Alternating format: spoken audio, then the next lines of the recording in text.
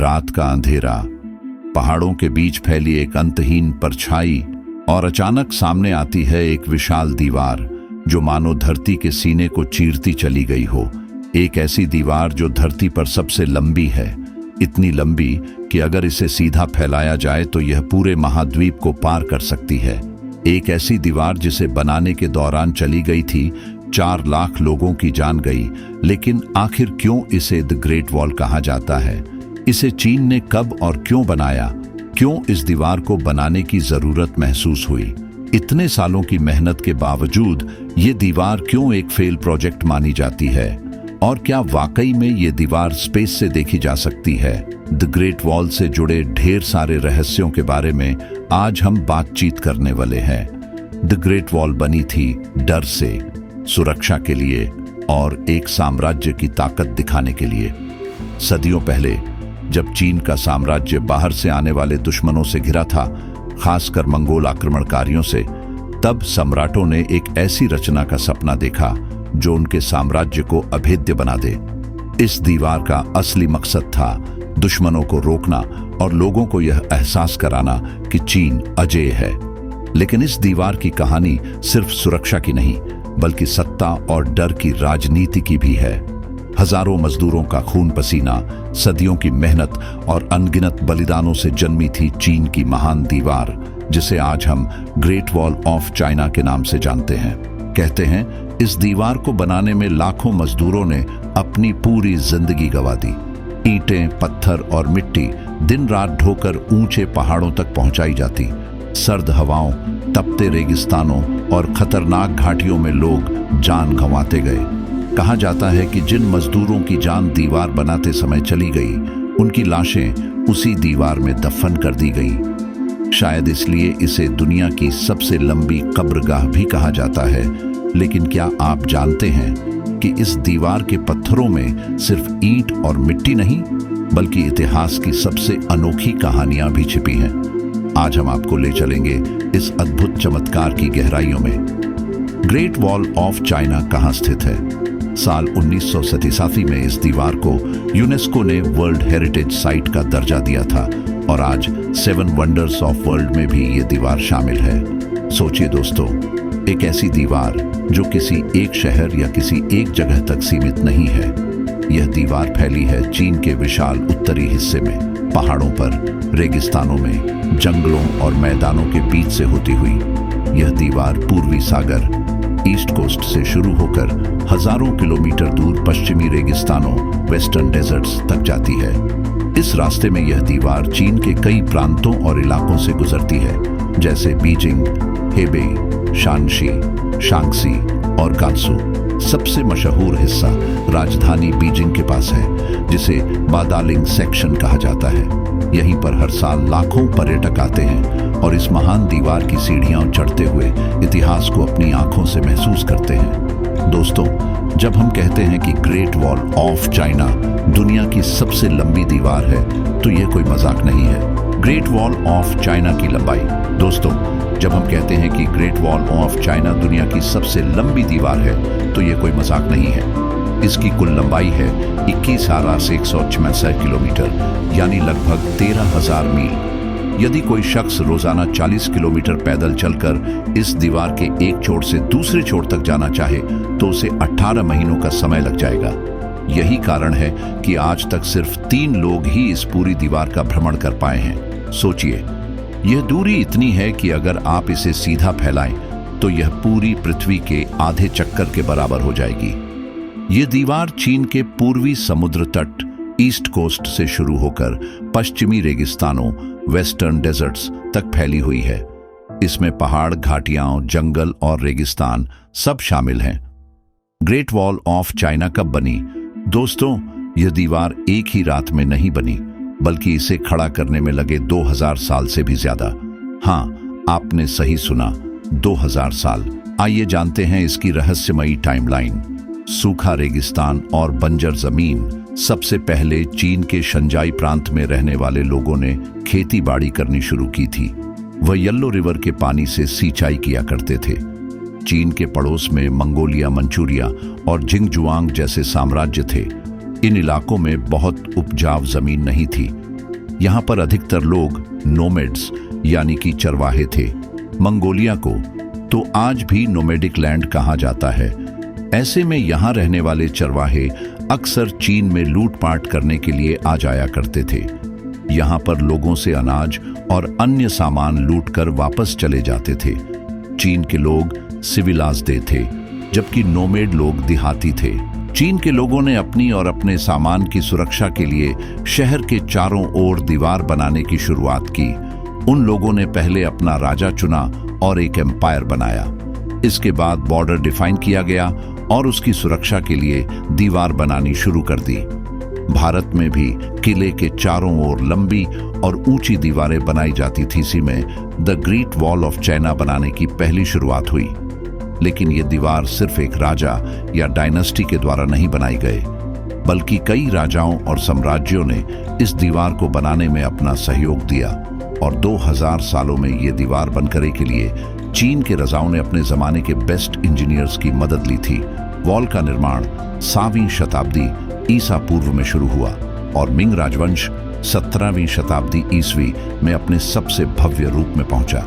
यानी यह दीवार लगभग 2000 सालों में अलग अलग चरणों में बनी।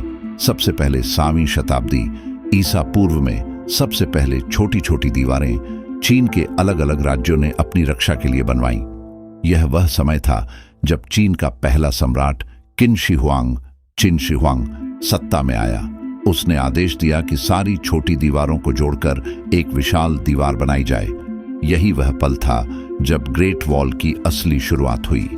चीन का यह पहला सम्राट किन शी हुआंग ने अलग अलग दीवारों को जोड़कर एक लंबी रक्षा दीवार बनाई और यहीं से ग्रेट वॉल की शुरुआत मानी जाती है। उसके बाद हान राजवंश डायनेस्टी 206 ईसा पूर्व से 220 ईस्वी तक इस दीवार को और लंबा किया गया ताकि सिल्क रोड रेशम मार्ग की रक्षा को दुश्मनों से सुरक्षित रखा जा सके। यह सिर्फ दीवार नहीं थी, बल्कि व्यापार और साम्राज्य की समृद्धि की रक्षा भी थी।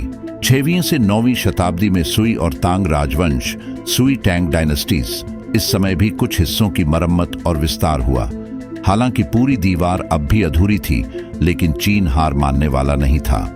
1368 से 1644 ईस्वी तक मिंग राजवंश मिंग डायनेस्टी में आज जो ग्रेट वॉल हम देखते हैं उसका ज्यादातर हिस्सा इसी समय दोस्तों, आज जो ग्रेट वॉल हम अपनी आंखों से देखते हैं वह ज्यादातर इसी दौर में बनी थी। पत्थरों और ईंटों से बनी मजबूत दीवारें, ऊंचे प्रहरी टावर और किले, सब कुछ मिंग राजवंश की देन है। यहीं पर यह दीवार अपनी सबसे शानदार और विशाल रूप में पहुंची। ग्रेट वॉल का निर्माण 7वीं शताब्दी ईसा पूर्व में शुरू हुआ और मिंग राजवंश 17वीं शताब्दी ईस्वी में अपने सबसे भव्य रूप में पहुंचा। यानी यह दीवार लगभग 2000 सालों में अलग अलग चरणों में बनी। निर्माण सामग्री और तकनीक, दीवार का अधिकतर हिस्सा क्ले ब्रिक्स से बना हुआ है। ये ईंटें वैसी ही थी जैसे कि आज हमारे घर बनाने के लिए इस्तेमाल की जाती है। मिट्टी से ईंटें बनाकर उन्हें घंटों तक भट्टी में पकाया जाता था जिससे वो मजबूत हो जाए। लेकिन इन ईंटों का साइज आज की ईंटों के मुकाबले 4 गुना अधिक था। दीवार खड़ी करने से पहले नींव भरी जाती थी और ये नींव ग्रेनाइट पत्थरों से भरी जाती थी। दीवार के बाहरी हिस्से में चिकनी ईंटें लगाई जाती थी जिससे कि कोई आक्रमणकारी इन दीवारों पर चढ़ने की गुस्ताखी न कर सके। ईंटों को चिपकाने के लिए लाइमस्टोन और चावल के पेस्ट का मिश्रण तैयार किया जाता था। पूरी दीवार बनाने में 500 बिलियन ईंटों का इस्तेमाल हुआ था। ऐसे में आप अंदाजा लगाकर किया जाता था पूरी दीवार बनाने में 500 बिलियन ईंटों का इस्तेमाल हुआ था। ऐसे में आप अंदाजा लगा सकते हैं कि कितने टन चावल का पेस्ट भी इसमें लगा होगा। चीन की दीवार की एवरेज ऊंचाई 23 फीट है और चौड़ाई करीब 21 फीट। कुछ जगहों पर इसकी ऊंचाई 9 फीट है तो कई जगहों पर यह 35 फीट तक ऊंची है। हर 100 मीटर की दूरी पर वॉच टावर भी आपको दुश्मन सेना पर तीरों की बौछार करते थे। तोप और बंदूक गोले भी इसमें लगा दिए जाते थे। इसके अलावा हर 100 मीटर की दूरी पर वॉच टावर भी आपको देखने को मिल जाएगा। इन वॉच टावर के ऊपर चढ़कर सैनिक दुश्मन पर नजर रखते थे। यदि दिन के समय कोई खतरा महसूस होता तो सैनिक झंडा फहरा देते थे और रात के समय आग जलाकर सिग्नल देते थे। वॉच टावर के नीचे एक कमरा होता था जहां 25 सैनिक रह सकते थे। पूरी चीन की दीवार में ऐसे 25,000 वॉच टावर है। जैसे लगती है एक और बात जो शायद सुनी होगी, वो ये है कि यह दीवार अंतरिक्ष से भी दिखाई देती है, लेकिन असलियत में यह बात सच नहीं है। अंतरिक्ष से या चांद से यह दीवार नजर नहीं आती। इस दीवार को दुनिया का सबसे बड़ा कब्रिस्तान भी कहा जाता है, क्योंकि दीवार को बनाते समय ही लाखों मजदूरों की जान चली गई थी।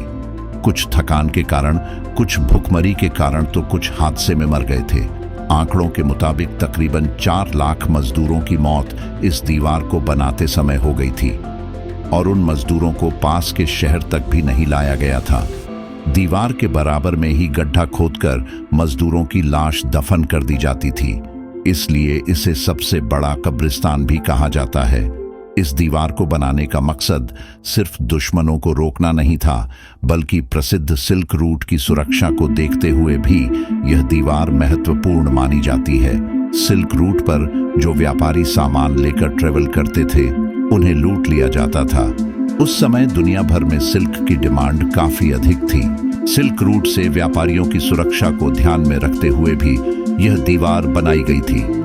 इस दीवार को बनाने में मजदूरों के साथ जेल में बंद मुजरिम, आम लोग, सैनिकों और जबरदस्ती से मजदूरों को भी काम में लगा दिया जाता था। काम जल्दी खत्म करने के लिए कई राजाओं ने तो मजदूरों पर बहुत जुर्म और अत्याचार भी किए थे। इस दीवार को बनाने वाले राजाओं का नाम भले ही इतिहास के पन्ने में दर्ज है, लेकिन कई राजा और डायनेस्टी इस दीवार को बनाते बनाते कंगाल हो गए थे। आज यदि ऐसी दीवार बनाने की सोच भी की जाए तो सैकड़ों बिलियन डॉलर्स खर्च हो जाएंगे। उसके बाद भी जाके इतनी मजबूत दीवार बन पाएगी। लेकिन इतनी मजबूत और बड़ी दीवार होने के बाद भी इसे एक फेल्ड प्रोजेक्ट मानी जाती है। कई इतिहासकार चीन के इस दीवार को व्यर्थ बताते हैं।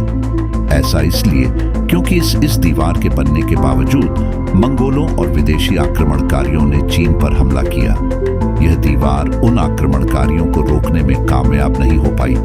13 सेंचुरी में चंगेज खान इस दीवार को लांघकर चीन में घुस गया था और उसने चीन में खूब तबाही मचाई। इसके बाद इस दीवार का दायरा और बढ़ा दिया गया। साल 1550 में मंगोल्स ने एक बार चीन की यह महान दीवार पार कर ली थी। बीजिंग और अन्य प्रांतों में खूब लूटपाट और तबाही मंगोलों ने मचाई। असल में मंगोल के चरवाहे हमेशा से ही निडर और बहादुर लड़ाके रहे हैं। साल 1646 में मांच कबीले के लड़ाकों ने चीन में एंट्री की और तख्ता पलट कर दिया। इसके बाद चीन में मिंग डायनेस्टी का राज खत्म हो गया और किंग डायनेस्टी ने कब्जा कर लिया, जो 20वीं शताब्दी तक जारी रहा। इस डायनेस्टी के दौरान मंगोल भी चीन का एक पार्ट बन गया था, और क्योंकि मंगोल्स के खतरे से बचने के लिए यह दीवार बनाई गई थी, ऐसे में यह दीवार पूरी तरह से वेस्ट हो गई थी। आज यह दीवार दुनिया भर के पर्यटकों के लिए आकर्षण का केंद्र है। इतने सालों में इस दीवार का काफी हिस्सा क्षतिग्रस्त हो गया है।